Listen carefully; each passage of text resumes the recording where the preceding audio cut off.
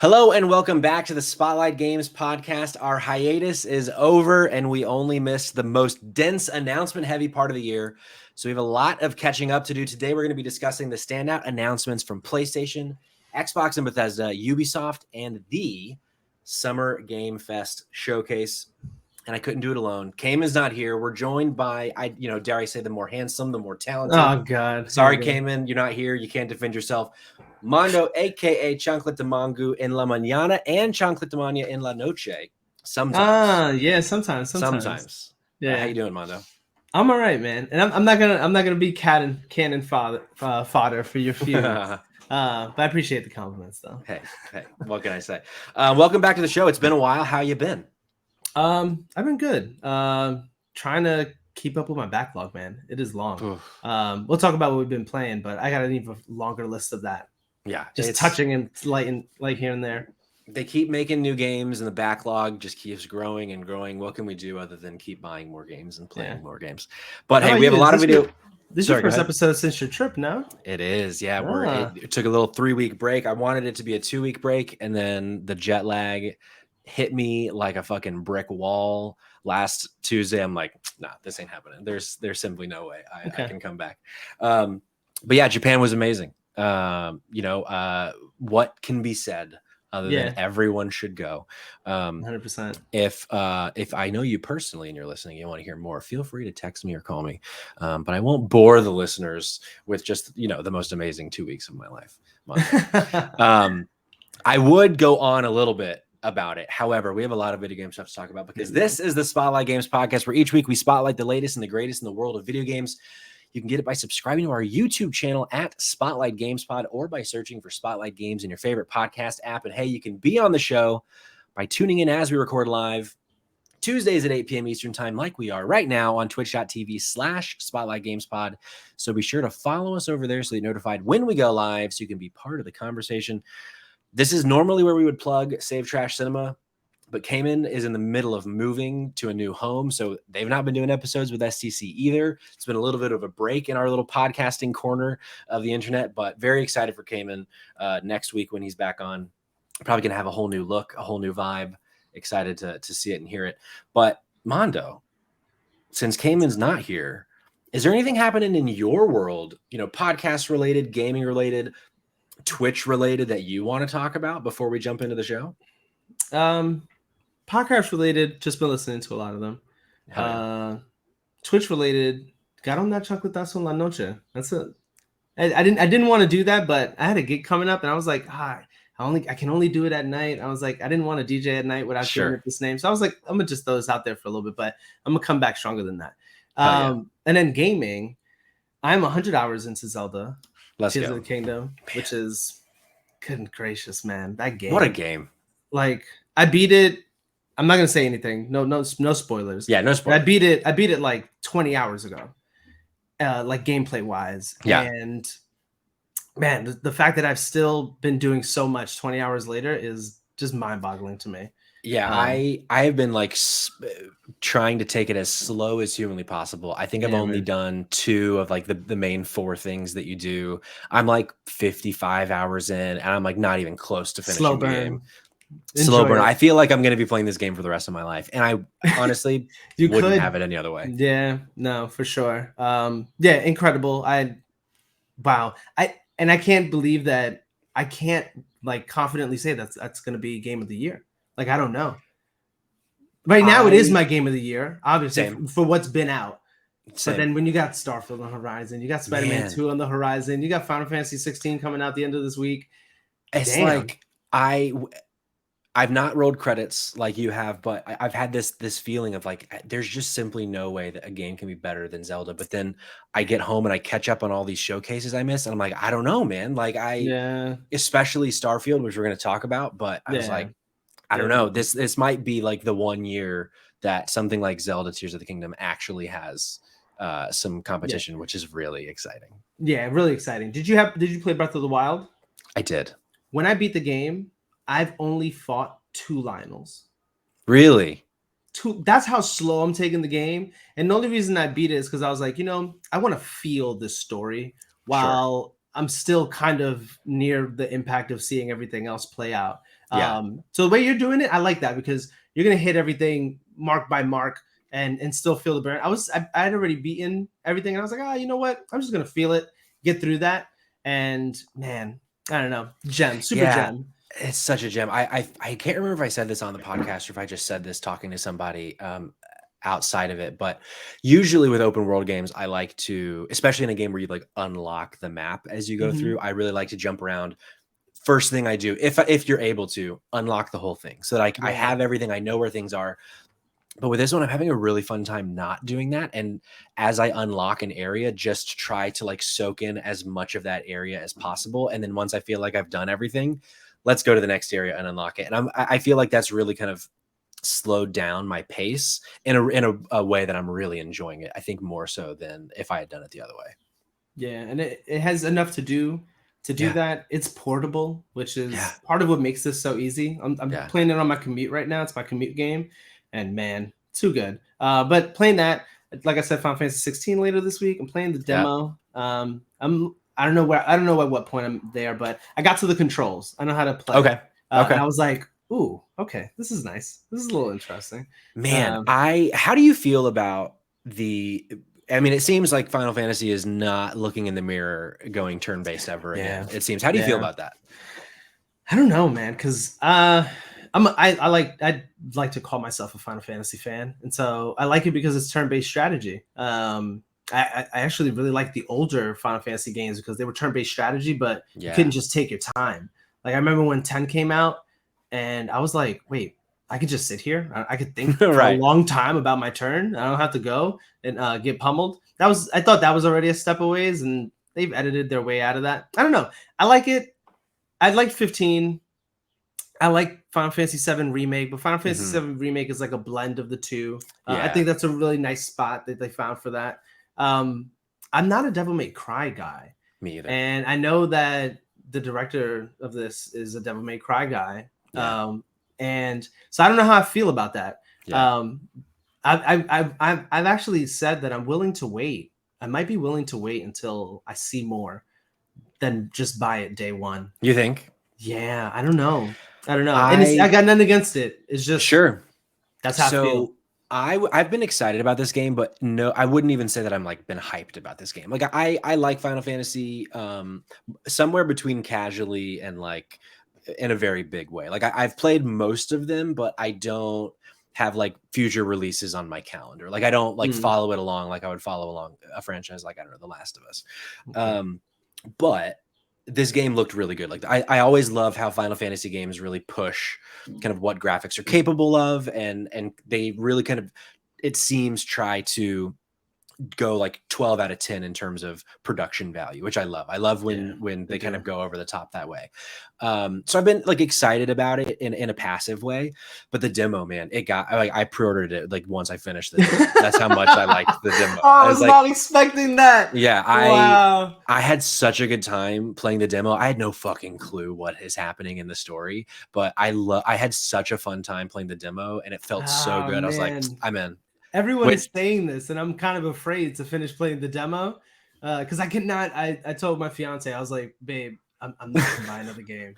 I bought this beautiful Starfield controller. Let's go. Let's go. Oh my god. Let's go. Let me tell you something. So I don't have another Xbox controller, so I don't know if they all have this rubber grip. But when I put my hands on this for the first time, I was like, feels good. Wow, this feels amazing. And it looks so cool. Incredible. Yeah, it looks really nice. They did a number on that one. They sure did. Yeah. So I bought that. Diablo 4 came out this month. Yeah. Zelda was last month. I was like, God damn. I know. It's like for this wedding. I'm like, they're getting me. I'm out here DJ. I'm trying to make it up. I bought the Spider-Man Collector's Edition. I was like, gotta make it up. Is that is the collector's edition one with the dope statue? With the statue, yeah, man. That statue is beautiful. Yeah, PS Direct gave me hell to get it, but really, I slept in late because of my jet lag that day, and I woke up and I saw so many people tweeting like, "What the fuck's going on with PS Direct?" I'm like, "What am I missing? Whatever I'm missing is important." And then I realized it was that. I was like, "Actually, this is a blessing in disguise. Now I can't buy this." Now you can't get it. So you're playing Diablo 4. What do you think so far? I like it. It's cool. It's slightly better than 3 in my opinion. The story, I'm pushing past the story. Sure. But I'm only level 30. I haven't gotten a lot of time to play it because it's not my commute game. I Right. feel like Right. right now it probably would been my commute game on a Steam Deck, but it's online only, so I can't play it on my commute. Yeah. Because I play on I take the subway to work. If I didn't take the subway to work, I'd probably 5G hotspot my Steam Sure. Deck and play like that. To be honest, but so yeah, I've gotten some play in. I play with friends. It's fun. The dungeons Yeah. are cool. What class are you? I am a barbarian, Nice. which is my first time playing a barbarian. I don't usually play classes like that. I'm usually Me either. like a rogue or an assassin style class. I usually like those classes, but I said Sure. not this time. Let me try something different. Yeah. It's fun. Let's try a little new. Yeah, yeah. Yeah, I liked Diablo 3 fine. Came in huge Diablo fan. Like it's one of his favorite franchises. So he, it came out while I was in Japan, so I didn't really get to play it, but I saw that the reviews were amazing. Yeah. He was texting me about it, how much he was loving it. So when I got home, I just been in a different country for 2 weeks, spending money I didn't have. Yeah. And then I get home Yeah. and I'm like, here's the thing though. If I just pretend vacation was one more day and I buy Diablo 4, it's as if I bought it on vacation. On vacation. So that was my justification, which, is probably irresponsible, but hey, it works for me. I've been playing it and I've been really enjoying it. I liked it a lot, or I've liked it so far a lot more than Diablo 3 as well. I'm going with a necromancer. Seemed fun being able to raise the dead to fight around me. And I'm having fun with it. I played a little bit with Cayman, but I do want to kind of squad up more with people because it seems like that is where kind of the goldenness of Diablo is with people. And Diablo 3, I never played with anybody, which I think is part of the reason I didn't like it as much.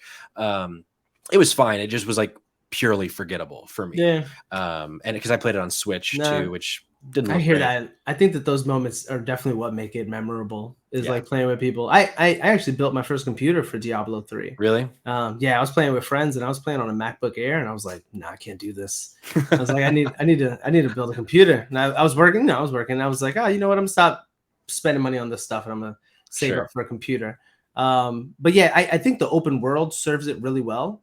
Yeah. I think those open world events play really well into like what Diablo is and does, like that's just that ARPG aspect. And then I haven't gotten there, but I've spoken to people who have done these bigger world bosses and stuff like that, and apparently those are really cool. So I don't want to comment on too much because I'm just level 30. Like level 50 is end game, and that's just when the game starts. So I can't even really say too much. Yeah, I think I'm only like 22. So yeah, I mean, it's funny saying 22 and 30 sounds like you've been playing for a really long. Sounds like I've been doing something. That's like 4 or 5 hours, like because you level up pretty fast, it seems, in this game. Also got Terry in the chat. Hey Terry, Terry is hyped for Final Fantasy 16 and says, "Welcome back." Thank you, Terry. I'm glad to be there. Well, Mando, as we said at the top, man, so much has happened since we've recorded an episode of Spotlight Games podcast. We had, I think, 5 major showcases, like 2 or 3 minor ones. Tomorrow there's a Nintendo one as of recording. They're bringing a direct back. It's like, you guys couldn't have done this yesterday, but honestly, I'm glad they didn't because there's so much to talk about. So much, in fact, that we've decided we're not going to talk about everything. We have put together a short list, a bit of a top 5 with some honorable mentions, as it were, from all of them, from PlayStation Summer Game Fest by Jeff Keighley, Xbox Bethesda, and Ubisoft. We were going to include Capcom, but the truth is there wasn't anything good worth mentioning in it. So it's just those 4. But between those 4, go ahead. No, never mind. I was going to say, I actually have something, but no, I don't. Never mind. Hey, if you change your mind, we can bring it in. But I didn't do the work on listing those out in our doc. But between those 4, nearly 100 things either announced or re-revealed in some capacity. So like there was so much news over that week that we have a lot to get into. So, I mean, there's no kind of easy way to get into it other than to say, Mando, what is one of your standouts across the 4 different showcases? All right. I think it's just fair to start at the top, right? Sure. Let's do it. I think the best game that was shown all weekend was Spider-Man 2. And like I feel like this is like a Like some people might be like, "Oh wow, that's the best game," because I know a lot of people are like hyped for Starfield, and there was a lot shown for Sure. Starfield. But Spider-Man 2 is a game we know. Like Yeah. I know what this game is going to be. I've already played 2 of them. Yeah. This is going to be a little bit better than those 2, maybe even a Mhm. lot better than those 2. Maybe. Especially considering the story and where I don't know, just the symbiote is. Whenever the symbiote comes into play, it's always interesting. Yeah. And you can see it I playing out through the trailer and stuff. I will say this is, I think, one of the most impressive showings across all of them for sure. Because we got Yeah. like almost 12 minutes of gameplay from the I asked game. myself how many times I was like, when is this over? Yeah, right. And because I think as a whole, actually, I just remembered I wanted to start with high level thoughts. So we'll put it in reverse after we talk about Spider-Man. Because what I was going to say was, as a whole, at the time that the PlayStation Showcase came out, because I actually got to see that one before I left, I was like so impressed by it. But as I kind of got away from it and I put this list together and I look at it kind of compared to some of the other ones, I was like, you know what? There actually wasn't as much across the board that impressed me in a big way from the PlayStation Showcase. But this was definitely the standout, like by far in a way. And I think for me, the reason it is on my short list, but it's a little further down. And I think the only reason that I have it a little lower down is kind of what you said. Like, we know what this game is. Doesn't mean it doesn't look fucking incredible. Yeah, no, and when for it comes sure, out, 100%. it is the only thing I will be playing and thinking about for several days, maybe weeks. But it's one of those things where, like, I mean, this looks new. You know, if you're watching on video, we got Miles like flying through that first big mega jump. I was like, okay. Yeah, which is like, so I do love that they're bringing in some new aspects with the symbiote, with the flying, and it seems like there's going to be some sort of trading off between the characters, which sounds fucking dope. But it's one of those things, since it's kind of a bit of a known quantity, it didn't stand out as much to me.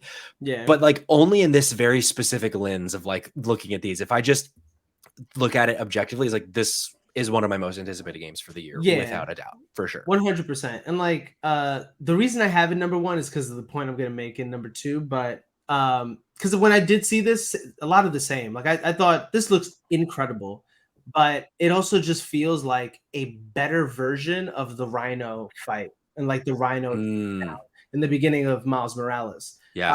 And that's kind of what they showed us. And I bet you when we start the game, this is gonna be really early on in the game. Probably. It's gonna have that feel. The only reason it doesn't look like that initially is because there's a lot more fighting in between now. And there's also the switching between Peter and Miles, which is cool.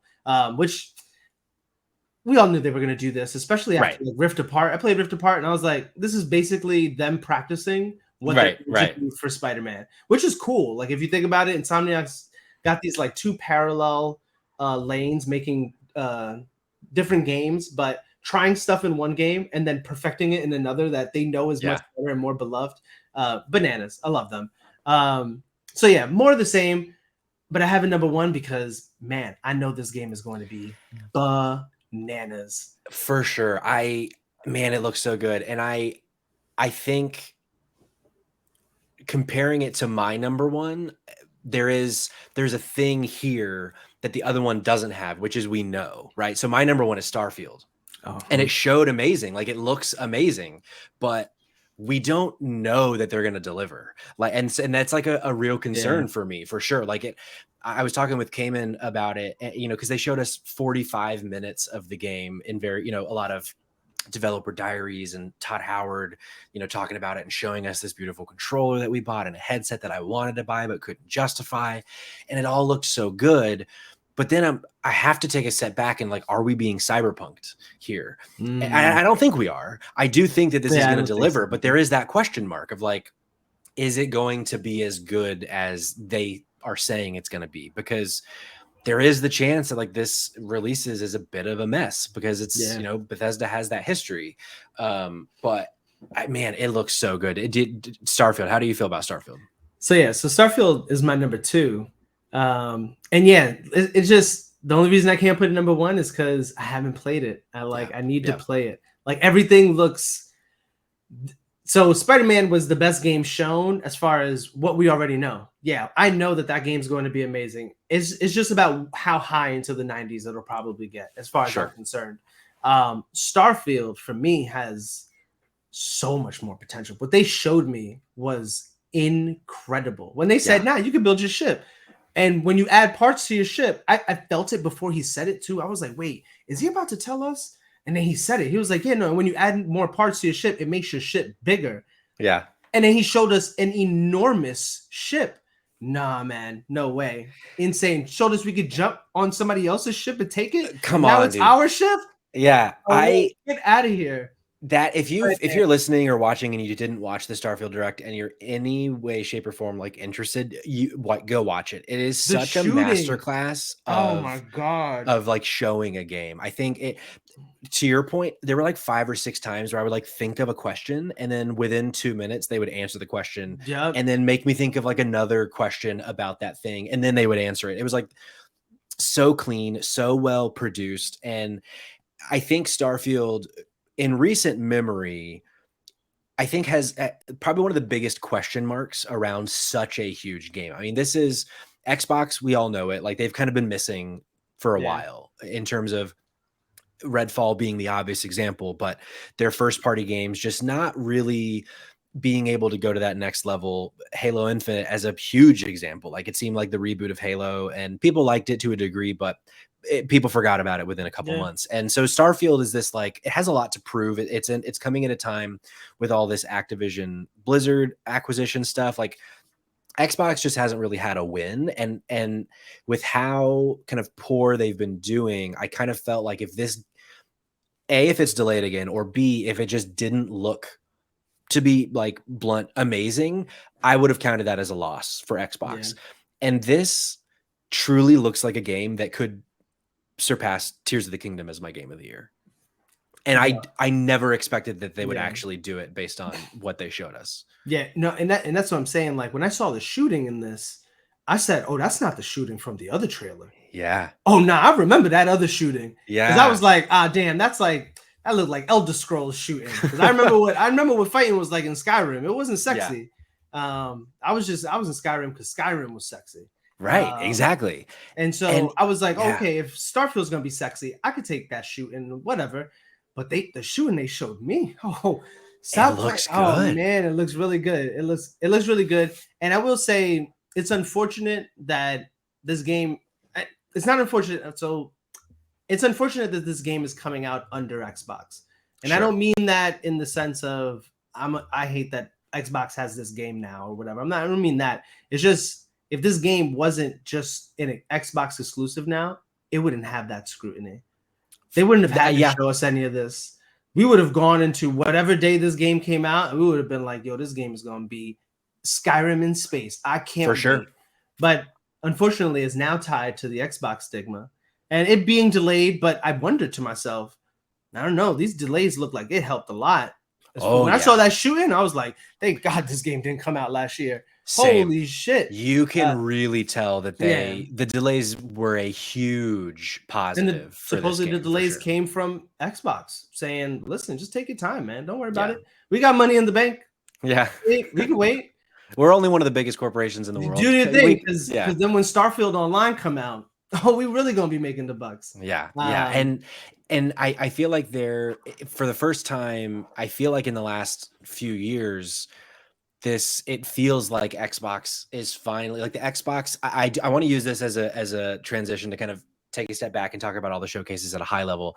I feel like this is the first time in a while, because of Xbox's showcase, where I look at Xbox and I'm really excited about the future. For so long, it's been like, when are they gonna when are the dominoes going to start falling? Because they have all of these studios. They have so many Bethesda studios, and they have so much potential in these games that they've kind of teased a little bit, or studios where we've just not seen what they're doing. Things like the Compulsion with South of Midnight, which we're going to talk about later, or games that we've heard of and seen a tiny bit of, but not a lot, like Avowed from Obsidian. Like these games that, and Fable also obviously as a huge example, where it's like, there's so much kind of potential here, but we're just not seeing it. And I feel like their showcase, we finally got to see like what Xbox looks like.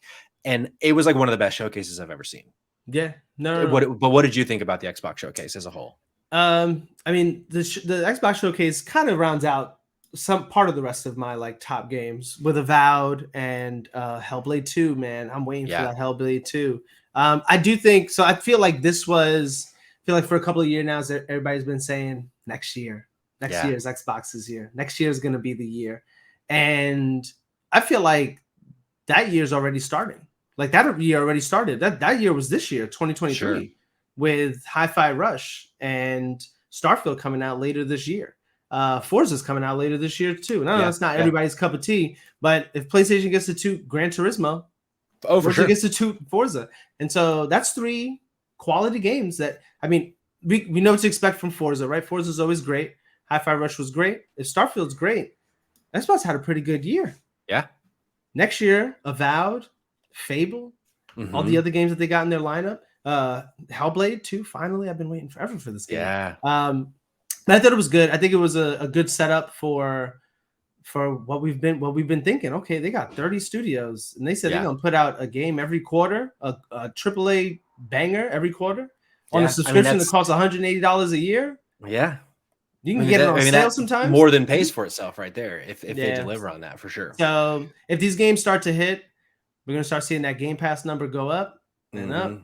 And I feel like Starfield is that, you know, I have friends that you know, they've not been on the podcast, they're not podcasters, that are like, I love Bethesda games, but I don't have an Xbox and I have no plans on getting an Xbox. And I feel like Starfield does actually have the potential to bring those folks over to Xbox now, which would be huge for Game Pass, because it's silly to get an Xbox and not get Game Pass at this point. Like, it's like looking ahead too. Did you think, because when they were showing us the console, I thought it was the TV streaming box for a second. I was like, oh wow, they're about to do it. And then they showed us the Xbox. I was like, okay, all right, that's cool too. I still think they will. But yeah, I think they will. But I thought I don't know. I think that they're waiting until they have the strength. Because I feel like if they did it right now, it's still kind of like, Xbox doesn't really have anything for me to have to go get that. But if they do that after putting out Starfield, after putting out Avowed, after putting out Fable, then people are like, oh damn, I gotta go get that, so that I can have my Xbox in another room, or I could just have Xbox, period. So yeah, no, it was really good. What did you think of it overall? Yeah, I think of the 4, I think it was the strongest, kind of by a mile. Like in terms, because it's similar to you. Like I look at the ones that I put in my short list, and it's primarily the games from Xbox. And if they weren't shown the first time at Xbox, they were shown the second time at Xbox. Like which one am I thinking of? Doesn't matter. But there's one. Oh, I'm thinking of Star Wars Outlaws. Actually, we saw it for the first time at Xbox, and then we saw it deeper in Ubisoft. I feel like Ubisoft was like by far the weakest of the 4. Like I really liked Star Wars Outlaws. It's in my short list, and I like seeing Assassin's Creed Mirage. I'm a big Assassin's Creed fan. I'm excited to like go back to old school feeling Assassin's Creed. But man, did you watch that one? I thought they were remaking Assassin's Creed for a second. They got me hyped for a second. They got me really excited. Yeah, but man, their showcase as a whole just felt like out of a different time. Like there was just it being like a little over an hour. Like this was, I felt like more so a waste of my time than worth my time. That was one. Like I think it was came out. I was like, don't watch the whole thing. Just watch the trailers you're interested in. Like it's as a whole, I think the weakest of the 4. It's okay. Capcom's not even mentionable. Right. There's right. Of the 5, Ubisoft was better than Capcom's for sure.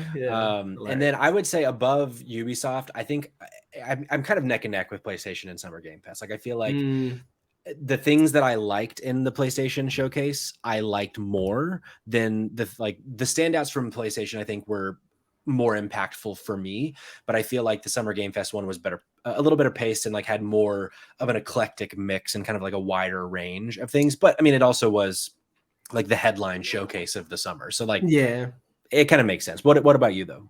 I think I would have to give Summer Games Fest the edge over PlayStation. Okay, simply because of what the expectation is. Summer Games Fest was exactly what I expected it to be, and for what I expected it to be, it was actually really good. Yeah, it was really good this year. I thought he had a really good pacing as far as talking to people, the level of the quality of game he was showing and stuff as related to pacing. Thought this show was better than last year's for sure. Same.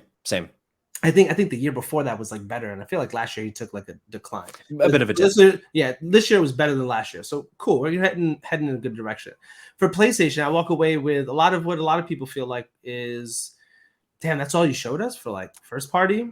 And I know you showed us a lot of like CG trailers, but we have no idea what these games are. Yeah, And when you think that they're games as a service, that makes it even more of like I have no idea what this game is. for sure. And so I shoot, if it wasn't for Spider-Man, man, listen. No, And when we got to the end, I was like, oh, well, this is Spider-Man, because what else you gonna show us? No, I agree. In the moment, I was really kind of impressed, like trailer by trailer. But then you're right. As I kind of got away from it, PlayStation Showcase is different than PlayStation State of Play. It's a different brand. It's a different they set form that of video. standard. You know, You're right. That They last set that showcase standard. was bananas. Incredible. We hadn't seen a miss of a PlayStation Showcase, and by a miss I mean we haven't had a PlayStation Showcase that didn't have just something fucking insane that we weren't expecting, and big announcements from first party studios. And we didn't really get either of those with the PlayStation Showcase, other than Metal Gear Solid Remake, Delta, whatever. But that was like so rumored to death that like it didn't even feel like a huge pop, because we all kind of knew it was same coming with Persona at some point. 3 and the Xbox show. Kind of took the flame out of it. For sure. But yeah, that's a good point. I was a little surprised that, like, you know, a few days later we got the reports about this Last of Us multiplayer game might kind of be like on the wrong side of life, like it might be a little dead. And so my biggest takeaway at the time though was like, where the fuck is Last of Us Factions? I understand now why we didn't get it, but so I think I would align with you. So Xbox, Summer Game Fest, PlayStation, Ubisoft, overall, for sure. Well, Mando, let's get back to our standout. So we just talked about Starfield, your 2, my 1. How about we bring in my 2, which is South of Midnight. This was a game I just was not expecting this. I think the reason that this stood out kind of so much to me was Compulsion is a studio. So they recently did, or, you know, recently 5 years ago, We Happy Few, which isn't a game that I really vibed with. And then to start the PlayStation 4 console cycle, they released Contrast, which is like fine at the time. It was a PlayStation Plus free game. So like I played it, but it didn't stick with me. But there is something about like the style and the vibe of this that is just so new and fresh. And it was funny, like at the beginning of the Xbox showcase, this was the second game showed, and there was like this weird kind of with Fable, there was like a Giants vibe, and then with this, like this dude playing the guitar is a lot bigger than what I assume is the protagonist that we see coming in now. And so I just like love this like really fantastic like swamp vibe that this is bringing. And I want to know what this game is. I want to know everything about it. And I think that's part of the reason why it stuck out to me so much. It was so out of left field. I don't understand what it is, but it looks fucking dope. Did this pop for you at all? Yeah, no, same thing. Because coming right off of Fable, you're kind of like on that high, and then you come down and you're like, they couldn't have just brought us all the way back down. So like, what is this? Yeah, and no, like you said, that vibe, that guitar playing, she comes in, and you're just like, what is going on here? It looks so good. Dude has an agenda. Dude's like holding something back. I don't know. It gave off very interesting vibes. Like I want to know more. I fear that we're not going to see this for a while, that this was like, you know, because it's just CG. It's more of a kind of announcement to the world that this exists. I do hope that we, you know, maybe next year's showcase we'll get a release date, I hope. But yeah, this was, I hope that, you know, the history of Compulsion doesn't end up kind of leading me astray here, since I've never really liked I've never really loved any of their games. So I hope that this ends up kind of speaking to me and it's not just a cool looking thing, but we'll see. What's another standout for you? Well, I kind of I said Avowed when I listed the games earlier. Avowed's up there on my. Let's talk about Avowed. I'm intrigued. I'm interested. It gives me, I hate to say Skyrim vibes, but it kind of gives me Skyrim vibes. It gives me fantastical world, magic and dungeons, and I don't know. I vibe with that. I love that. Oh, for sure. I mean, it's Obsidian, so they and RPG. So like, most recently did the Outer Worlds on Xbox, and you know, way back in the day, Fallout New Vegas, Knights of the Old Republic 2. So like, they have a storied history. I think for me, this one, I totally agree with you. Like, it's giving Skyrim. Which I think is a positive, and I wouldn't even say a negative, but I think it caps the positive for me, because I'm one of the weirdos that prefers to play Bethesda games in third person. And so one thing I don't like about the Obsidian way of things is that it's always first person. You're a third person. Okay, cool. Yeah, I'm a third person guy for sure. So that like Outer Worlds I thought was fine. And so that's, I think what's kind of capping my excitement here is that I haven't played a great Obsidian game since Fallout New Vegas. And so I hope that this is the one that brings it back. And it's definitely, I mean, it's on Game Pass. Why wouldn't it be a day one for me? Yeah. But it definitely, it looks good for sure. And I hope that we can see more of it. Did you know this is in the game universe of Pillars of Eternity? Did you know that? No, I can't even. I just learned that today. What Pillars of Eternity is. It like sounds super familiar, but there's been two of them. I think they're really popular, like with their audience. It's like an over the top. I think it's like an action, like a third person action RPG. Maybe it's a third person something RPG that seemed to be relatively popular. But apparently this is like in that world, which Pillars of Eternity is always a game that like I've kind of been aware of, but I've never played. So I don't know if I run into a time where like I'm trying to figure out what I want to play, I might jump into Pillars of Eternity and see if that gets me a little more jazzed about Avowed. I don't know. We'll see. Yeah, no. And I don't know. I'm just down to be in a fantastical world like this. That's what I'm down for. It sucks that people are kind of like trashing it that it doesn't look as good as the CG trailer that they've seen before. And it almost looks like a dumbed down version of the game. But like, I'm not gonna lie, I really need more games to be like this. Sure. Especially in this world where we had this Starfield 60 frames per second controversy and stuff. The reason we can't have 60 frames is because we have 4K. Sure. And they want to go build a super dense world in 4K. And so we can't have 60 frames. I don't know. Yeah. But maybe if we didn't care about 4K and high fidelity like that, every game could be 60 frames and we don't have to worry about that. Man, I'm so tired of the 60 frames thing. It's like and it's gonna be such a sore with Starfield. People are gonna beat that to death. And then when it comes eventually, they're gonna be like, oh, now 60 frames. Right. So another kind of big one for me. I'm curious. Did you ever play the original Alan Wake? No, I didn't. And the way people have been talking about it over the last year, I'm like, man, I've never heard people talk about Alan Wake like this. But yeah, not big into spooky. Not big into spooky. I just remembered. This new one is like, oh right, this is way spookier than the first one. The pendulum has swung in Alan Wake for sure, and I think a lot of it has to do with Control, the last game that Remedy did. Because did you? I forget. I don't know that we've talked about Control. Were you a Control guy? No, I'm not a Control guy. I have it like for free on everything. I have it on PlayStation, and if you've not played it, you should definitely play it. If you've played it and it just wasn't your vibe, respect. But with Control, I've always been a Remedy fan, and Control I loved. It was such a kind of surprise for me that year, and it really leaned into the like fucking weird supernatural, but not in like a cheesy way, in like a mind fucky way, which I really vibed with. And I mean, light spoilers for Control. There is, with DLC, there is connection to the Alan Wake universe. It's very, it's not a huge thing. It's not like this big, story crux moment. So that's why I feel like I can say that. But that game, Control, got me kind of really excited for what Alan Wake could be, because I always liked Alan Wake. But I thought it was like the epitome of like 7 out of 10 is good. Like it was a good game, but it was a game that I think kind of came a little before its time. And so, or like it was a little ahead of its time rather. And so its ideas could never really flourish because of like the tech that was available. And I feel like seeing what we saw of Alan Wake 2 and them kind of leaning into the horror of it all, it's like one of my most anticipated games now, because Remedy has proven over and over that they're fucking great at what they do. And so like, until they prove me wrong, I'm like, just give me whatever you have in mind. And so, so I'm excited for Alan Wake. And I love this new concept they have of, similar to Spider-Man 2, there's multiple protagonists and you can switch at any point in the story.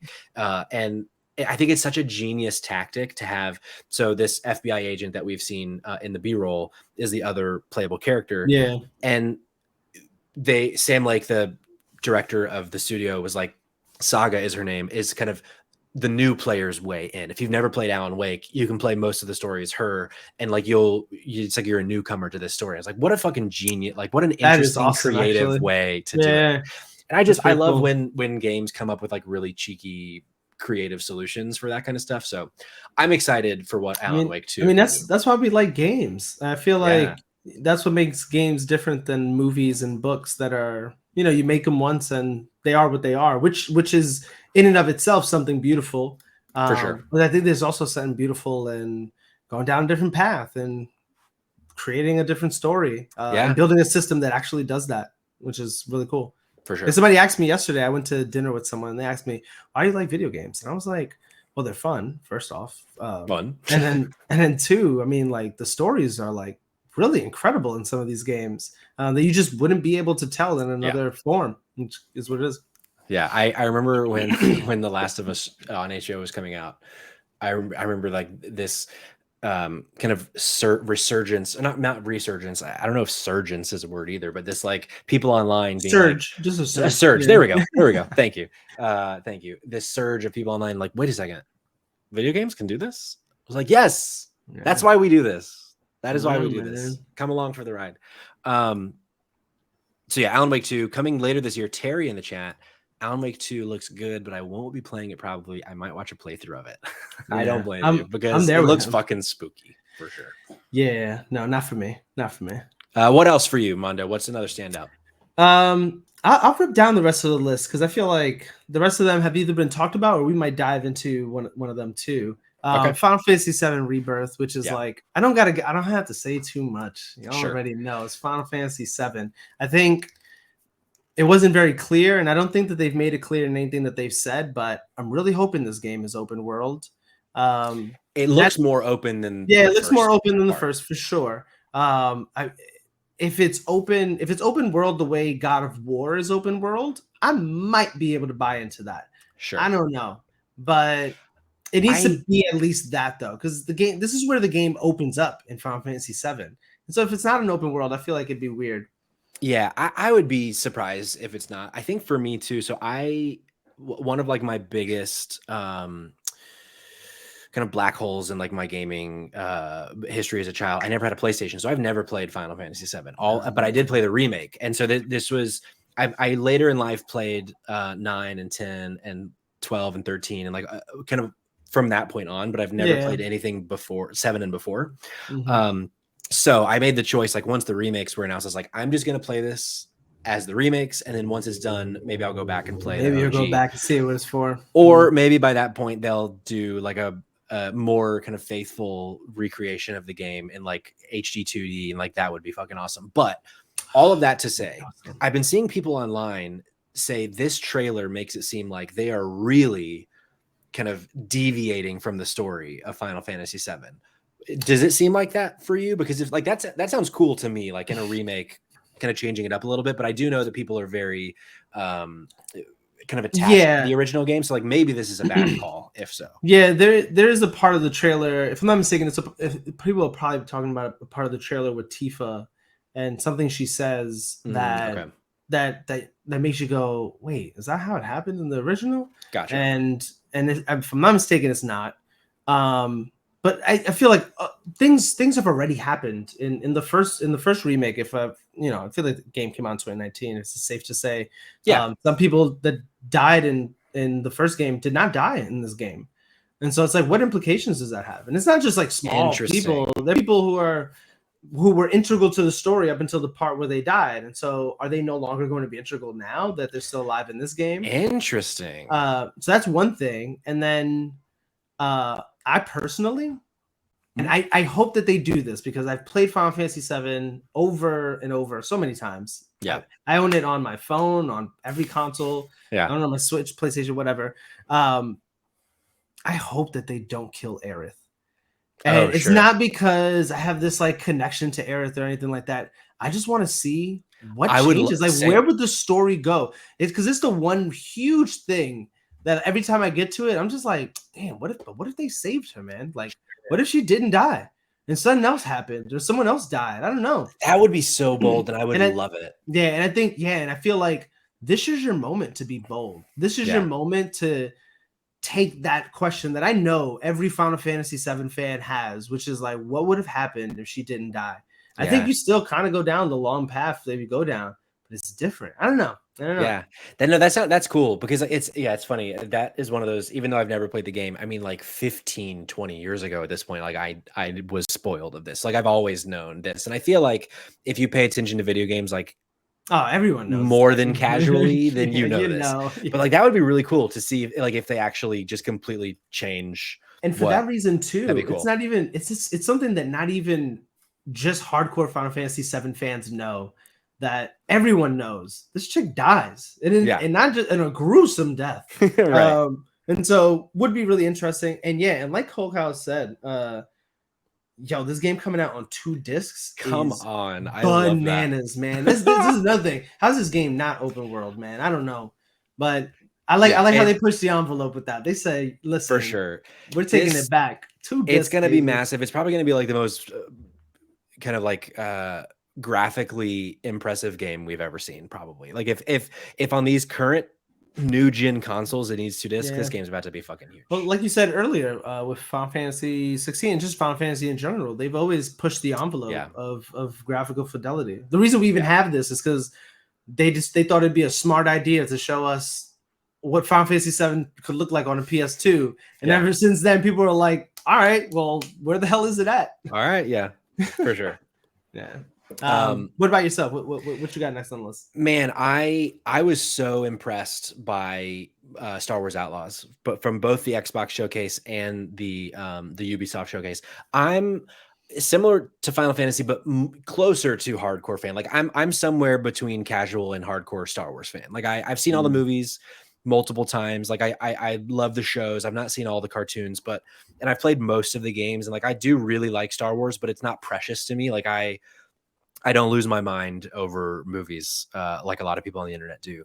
And this is just like a game that I just wasn't expecting. And when this trailer just really shocked me, and like seeing it was right after South of Midnight and Fable and Xbox. And so it was like that showcase feeling of just like being excited. It also hit at the like perfect time for it to have like ultimate hype levels because of that. But I've really loved the Star Wars Jedi Survivor Fallen Order series.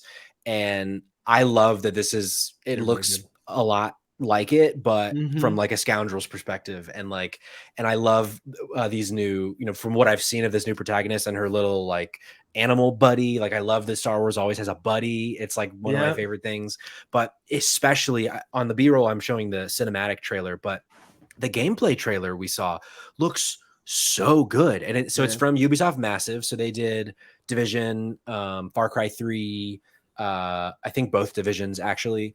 They did. Yep. Some of my favorite games. And like they're great games. And it's the kind of thing where like I've always really liked the games that Massive has made, but they've never gotten into that like 9+ range for me. And this looks like they're finally doing that for me.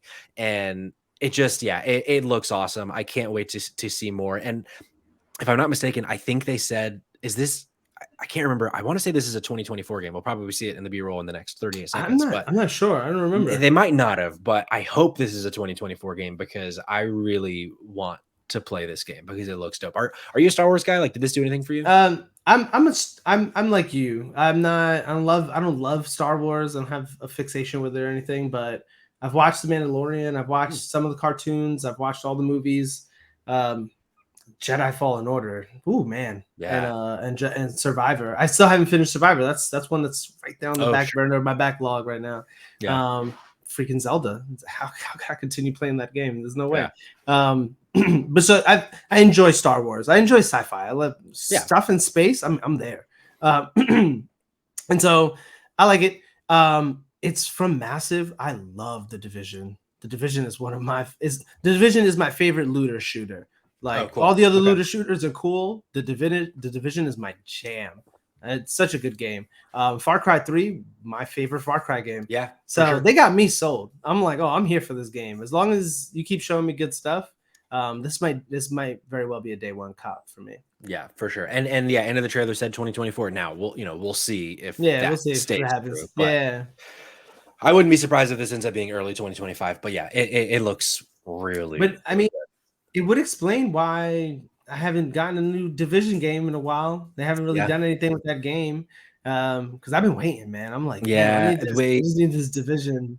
They did show Division Resurgence as like a mobile game, but I don't do that kind of mobile game. I do the fucking Dr. Mario Sudoku bullshit mobile game. I don't do like the full mobile games. That's at the bottom of my list because mobile games have gotten so good, man. I think back to the first mobile games I ever played, like Super Monkey Ball on the App Store. That was like the first. That was the first like big brand game on the Apple iPhone store. Was Super Monkey Ball. I'll never forget it. It took the gyroscope. That was the newest feature. I couldn't believe that the gyroscope was the newest feature out. Yeah. Anyways, so we've come a long way, but I enjoy it as long as I can snap my backbone into it. Sure, I'll play it. I'll give it a chance. I like the Division that much. Love the backbone. So we're kind of closing. Yeah, let me riff off. Let me riff off the end. Yeah, because we have a little bit of overlap for our last few. So I see Hellblade 2: Senua's Saga on your list. That's also very excited for that one. That is certainly a day one. This was one of the most impressive trailers I think we saw. Yeah, it looked incredible. When she was just looking in the water, talking to herself, I was like, "Fuck, man, I can't wait for this game to come out." And the first one really made an impression on me. Yeah, I need to go back and finish it. When I started playing the first one, and I love a spooky game, but that one was like, this is like spooky in a different way. This is like, but I want to go back and play it again before this one because this game looks insane. Like it looks so good. One quick comment about it. Everybody keeps saying, damn, I need to see the comment. I need to see the comment. And I feel like everybody is so fixated with the combat because yes, we want really good combat. But I think it's also because everybody enjoyed the very simplistic combat in the first one more than they would probably like to admit. Sure. That combat was so satisfying when like you would get a parry. It was so simple, but it was like, man, this feels good. And so it's almost like I want more of this. And so I want to see more, which I get, but that's a good call. It reminded me in ways. Did you ever play? Actually, this is one of the few mobile games that I did play a lot. Infinity Blade. Did you ever play that game? I was gonna say that after Super Monkey Ball, but I was like, we don't have enough time to get into it. Sure, but the simplicity of it, very different combat style, but like that simplicity, like the Infinity Blade combat style felt so good. And you're totally right. The Hellblade combat style had that same feeling. Yes. So this is a day one for me. Wow, we're on the same page, man. Let's go. Yeah, that was one of the first iPhone games. I was like, this game is cool. Yeah.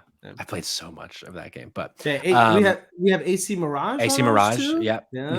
I'm a big AC guy. Like I have played just about all of them, and over the last couple iterations, I've started to become less interested in the franchise. The bigger they get, the less interested I become. Especially the most recent one. The name is just out of reach. Valhalla.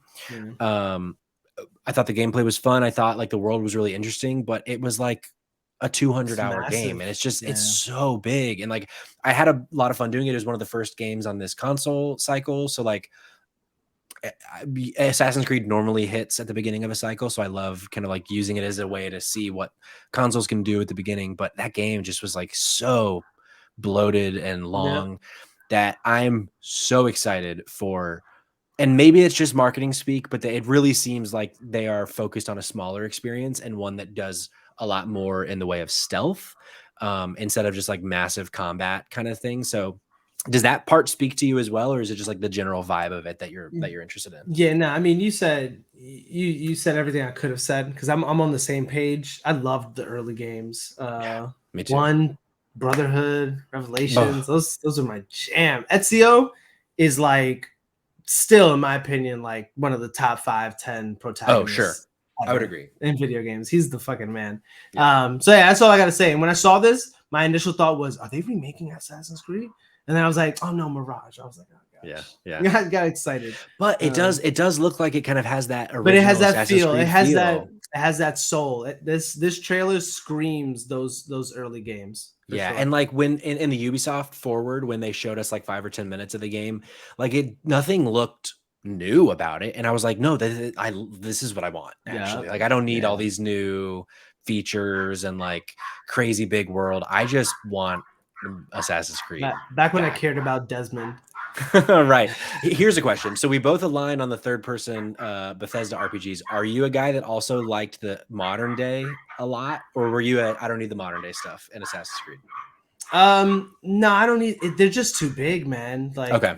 they are too big. I really enjoyed Valhalla, but if I could have done without the endless sailing to the next place. I don't Sure. know. I feel like there's like things we need to regress and like maybe realize like maybe this isn't that like great. Maybe we don't Sure. have to do this. Yeah, I get And I that. know that some of it used to be loading mechanisms, but not anymore. Yeah, I get that. Lies of P also on both our lists. Yeah. That game looks dope. Not a huge Souls fan, but I don't want to say that. I like Souls games. I'm not a masochist. I don't like getting beat down For sure. needlessly. But if I can get past the combat, if it's something I can enjoy, I'll play it. I always give Souls games a try, so I'm gonna give this game a try and Yeah. see how much of a pummeling I can take. Yeah, no, How about you? I have a love-hate relationship with Souls games. Like I loved Bloodborne, never finished it. Loved Demon Souls, did finish it. Didn't actually like Elden Ring very much, but that was kind of for different reasons. That was the I came to this conclusion that Tears of the Kingdom is fun in the way that Elden Ring isn't for me. Where like both games really want you to just like explore at random, but in my opinion and in my experience, Zelda is rewarding and Elden Ring is not. And that's Mm, because of the punishing factor. Like yeah. Zelda in no way, shape, or form is punishing. It just like it wants you to have a good time and it lets you break the game. Elden Ring is like, you are a terrible person, your mother's a whore, and I'm gonna kill you 3 times. It's like, no, I don't need that. Like I'm not in that mood most of my Yeah. in my free time. So but I love this like I don't even know, like it's not steampunk. I mean, maybe in a way it is, but you know, Peter Pan, I don't give a shit about. And it seems Yeah. like so this is like in some ways like a like in the audio version, like you hear uh or no. Is it Peter Pan? Yeah, I think it is Peter Pan, if I'm not Yeah. What's mistaken. the little guy, the cricket guy? Oh no, it's you mean Pinocchio. I'm sorry, I not mean Peter Pan. Pinocchio. It's This is Pinocchio, not Pinocchio. Peter Pan. Right. Yeah. And It's like so Jiminy Cricket. Jiminy Cricket? yes. Yeah. So that's like it's weird. Like, oh, it's like a dungeon or it's a Souls game that like has it's kind of based on Pinocchio. Like, what is that about? And so it's like Yeah. kind of going back to what we were talking about with Alan Wake and Control and all those. Like, what an interesting, like, new weird thing. Like, I just want to see what it's about. I actually think that story has a really dark origin, if I'm not Yeah, mistaken. it does. Yeah. Yeah, and so it makes sense. Like dark gameplay Yeah. style. Our Like gameplay, so. yeah. So Yeah. yeah, it might be a game that I end up like once the reviews come out, doesn't seem like a game for me, maybe, but It's in Game Pass. oh, that's right. That Game Pass, man. so it's You like, don't yeah, gotta why worry wouldn't about I? it. You can try Yeah, yourself. Yeah. yeah. Yeah. Um, Telling you that Xbox show, man, all those game, a lot, not all of them, but most of them saying mhm, coming on Game Pass. I got City mhm. Skylines on mine, coming on Game Yeah. Pass. A whole Tell bunch of me, stuff. City Awesome. Skylines, is that like Sim City? I've never played a City Skylines. I've never played a City Skylines, but Oh, word. Okay. watching that trailer, I was like, this is incredible. They It got looked me. cool. And what sold me is I'll probably be able to play that on my phone. And that is what excites me. Mm, I kind of hate the city building games on the App Store because they're all built around microtransactions.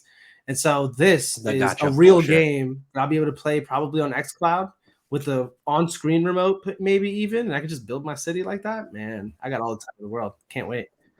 I love that. That's a smart plan. Yeah. I might copy on that. I'm telling you, people are Um, sleeping on cloud.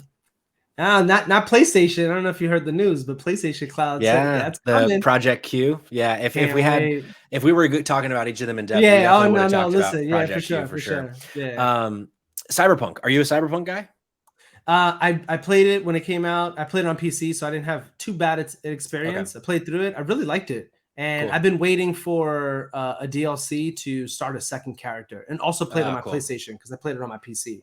So I'm Word. replayed on PlayStation with the DLC, and I'll probably do a Street Kid. No, I did a Street Kid. I'll probably do a Corpo Word. for my next playthrough. Yeah. Yeah, What about you? I waited for Cyberpunk until the next gen patch because Cayman played at the beginning and he mostly had a positive experience, but I mentioned at the beginning talking about Starfield, like, are we being cyberpunked? I was so deeply excited for Cyberpunk before it came out, and then with it launching just as a total mess, like really Michael Jordan meme. I took that personally. It's just like I was so disappointed in that it wasn't really what they were showing us. And so I was like, I'm not going to touch it until they say it's ready. And when they said it was ready, I played it, and I played for like 5 or 10 hours, and I loved the world and I loved like the story, but just like the gameplay just didn't work for me. I don't know if I rolled the wrong character. I don't know if I just was in the wrong like headspace for it, but I couldn't get into it, and I was bummed because of the reasons I said. Like it seemed like, love Keanu Reeves. This new game gonna have Idris Elba. Like I love that, and the way they vibe. built it up. Yeah. But it just, so I'm gonna give it another shot, I think, with Phantom Liberty. And I'll probably roll a new character too, because I think I did Corpo, and I want to say I tried to do like sword type shit, but so maybe I'll try to do guns this time. I don't know.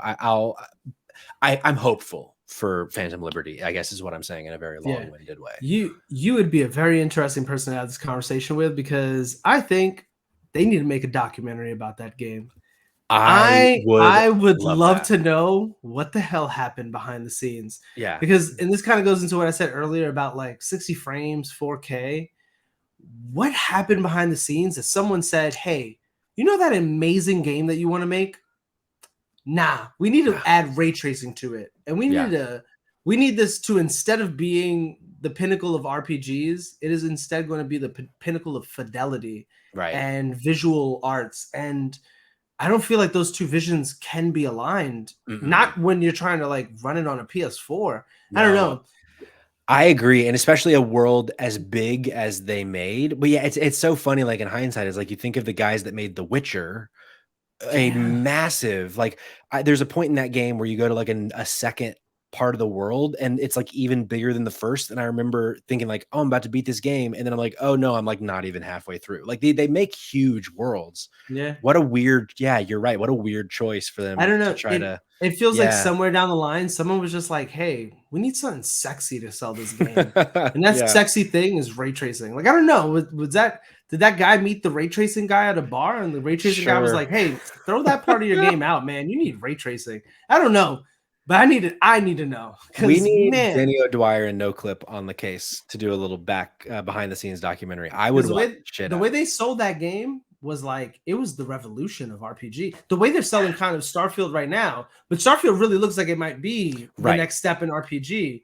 Where like Cyberpunk, we didn't see enough. It was just them telling us. But what they were telling us was what we were gonna get. It was like, yo. It was CG trailer after CG trailer, and just like it looked so good. And then we finally see a demo, and then it's delayed like 6 different times, and then we start hearing reports like, "Hey, that demo we saw, nothing like it." I'm like, no. And so it means they pulled. Yeah, I just wondered what happened. What the hell happened? Yeah, for sure. So, one of the last ones for me, it's one that kind of surprised me. It's called Dungeons of Hinterberg. I don't really fully understand like what it is, but I love the art style, and with it being on Game Pass, it's like really low buy-in for me. Like if it ends up, you'll at least try it. I'll at least try it. And like it might have like the Hi-Fi Rush effect where like it's just such a surprise that I love it. Or maybe it's gonna have the Redfall effect that it just like kind of sucks and it's not for me. Either way, what they showed me was really interesting, and it was unlike anything we saw across all of the conferences. So that's, I think, kind of part of the reason why it jumped out for me. So did this do anything for you? Are you a Dungeons of Hinterberg stan like I am now? No, but the art style is cool, and like you said, it's on Game Pass. If enough people talking about it, I'm like, I'm gonna dive in. I'm gonna give it a shot. It's got some puzzle play. And I love me a good puzzle. So yeah. Anything else? Any other standouts for you, Mando?